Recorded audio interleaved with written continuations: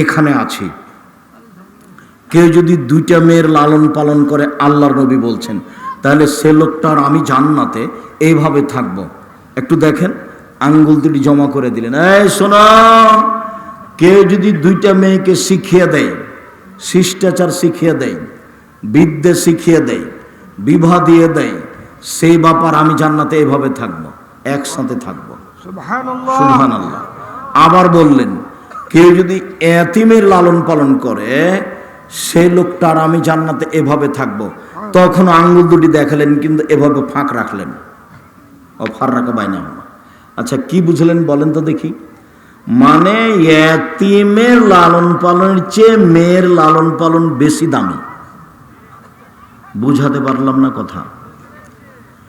দুইটা ছেলে কেন, 10টা ছেলে যদি মাস্টার ডিগ্রি পাস করান, লন্ডন থেকে পড়িয়ে নিয়ে আসেন, 1 পয়সা লাভ হবে না। আব্দুর রাজ্জাক সাহেব পড়াবো কেন? জন্ম দিয়েছেন এই জন্য। এবার আল্লাহ রাসূল বলছেন, কেউ যদি 3টে মেয়ের লালন পালন করে, 3টে পড়ায়, বিবাহ দিয়ে দেয়, শিষ্টাচার শিখিয়ে দেয়, তাহলে ওরা বাপের অন্তরাল হবে জাহান্নাম থেকে। এদিকে দেখেন, ওই দিকে আছে জাহান্নাম, আর এদিকে আছে বাপ, আর মধ্যে আছে 3টে মেয়ে। বুঝাতে পারিনি? বাপের জন্য মেয়েরা কি হবে? অন্তরাল। কিসের অন্তরাল? জাহান্নামের। ওইদিকে জাহান্নাম, মধ্যে মেয়েরা, এদিকে বাপ আছে। মেয়েরা আল্লাহকে বলবে, আমার বাপের জান্নাত ঘোষণা হবে, তারপরে কোনো কথা। হাদিস বুখারী মুসলিম। তার নাম মেয়ে। সম্মানিত দিনী ভাই বোন, মেয়েরা যদি 4টা কাজ করে, জান্নাতের সব দরজা খোলা। 1, 5 ওয়াক্ত সালাত। 2, রমজান মাসের রোজা। 3, স্বামীকে মেনে চলা, তিতা লাগলেও মিঠা লাগলেও।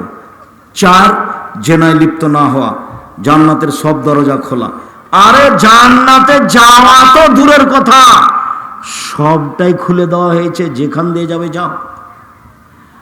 4টা কাজ করে কোনো পুরুষ জান্নাতে যাবে, এই কথা মুহাম্মদ সাল্লাল্লাহু আলাইহি ওয়াসাল্লাম বলেননি।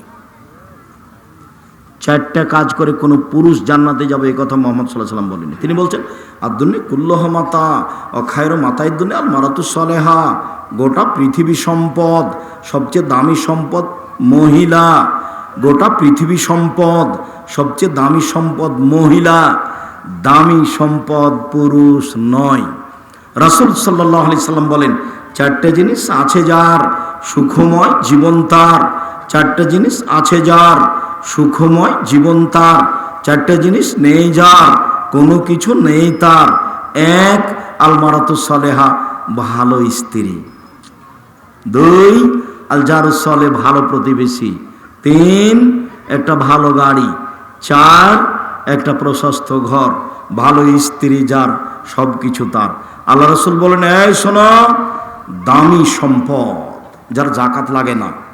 দামি সম্পদ যার জাকাত লাগে না। দামি সম্পদ যার জাকাত লাগে না।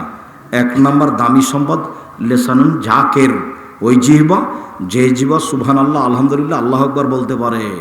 2, কালবুন শাকের, ওই অন্তর যে অল্পতেই খুশি।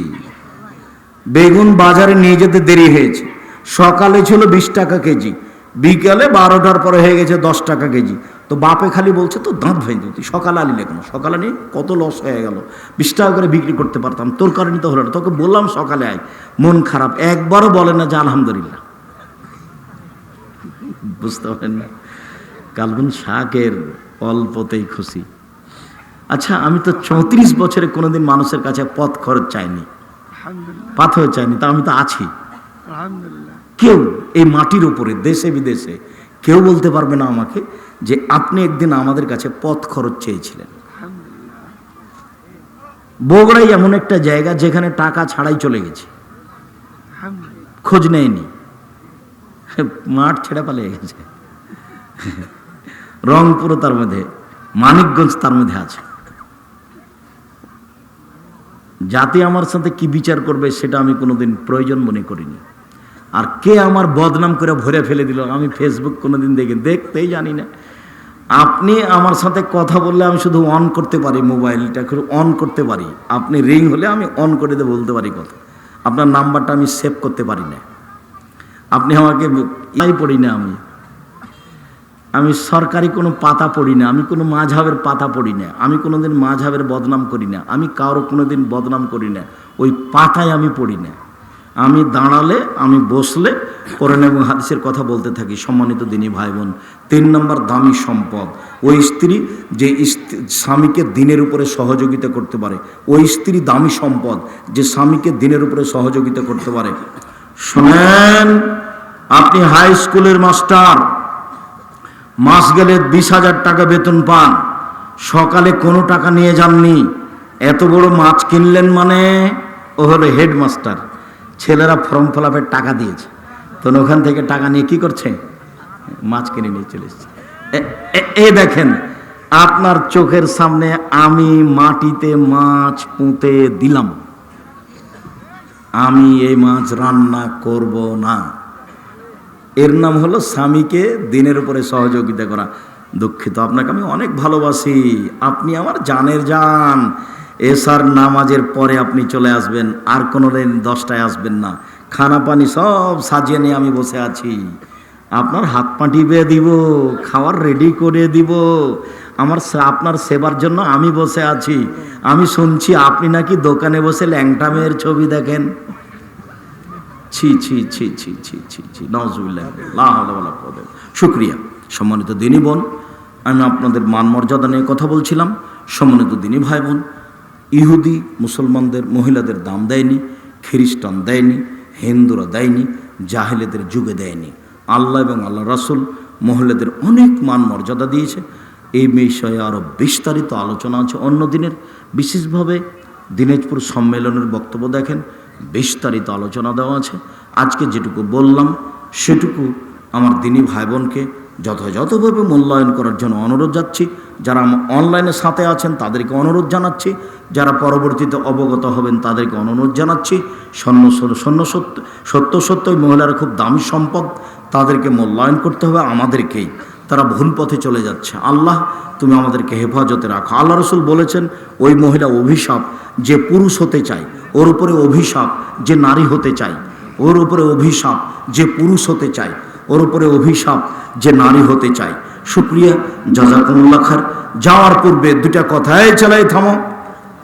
প্রথম কথা হলো, আমি আপনার ভালোবাসা দেখতে চাই। রূপগঞ্জ জামিয়া সালাফের সম্মেলনে যেতে হবে। কত তারিখে সম্মেলন? 51 বিঘা জমির উপরে আপনাদের প্রতিষ্ঠান। কত বিঘা জমির উপরে? 51 বিঘা। জামিয়া সালাফে 5,000 ছেলে মেয়ে পড়াশোনা করে, 300 জন শিক্ষক শিক্ষিকা আছেন, 32 লক্ষ মাসে বেতন লাগে।